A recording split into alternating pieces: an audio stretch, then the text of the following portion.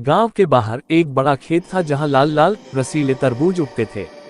लोग कहते थे कि इस खेत में एक रहस्यमयी चुड़ैल का साया है जो तरबूजों को अपने जादू से भर देती थी।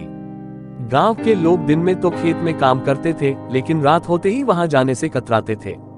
कहानी शुरू होती है एक रात की, जब गांव के कुछ लड़के हिम्मत करके उस खेत में जाने का फैसला करते हैं। उन्हें यह अफवाह सुनकर हंसी आती थी कि कोई चुड़ैल तरबूजों के अंदर छुपी है। वे रात के अंधेरे में हंसते बोलते खेत में पहुंच गए। खेत में पहुंचते ही हवा का रुख अचानक बदल गया और एक अजीब सी ठंडक ने उन्हें घेर लिया। लड़कों ने जल्दी से कुछ तरबूज चुने और वहीं बैठकर खाने लगे। जैसे ही उन्होंने पहला निवाला लिया, एक भयानक चीख सुनाई दी।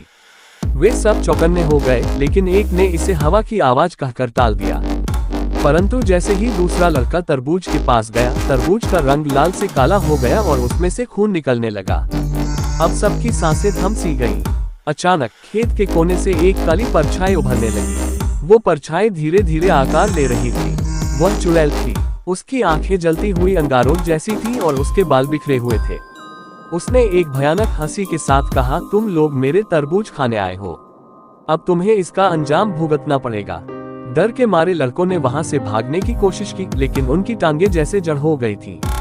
चुड़ैल ने अपने हाथ उठाए और खेत में उगते सारे तरबूज हिलने लगे।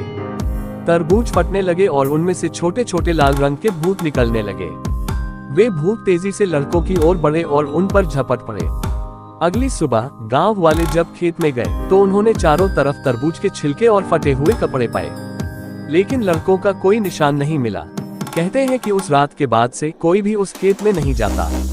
जो भी उस खेत के पास जाने की हिम्मत करता है, वो रहस्यमयी तरीके से गायब हो जाता है।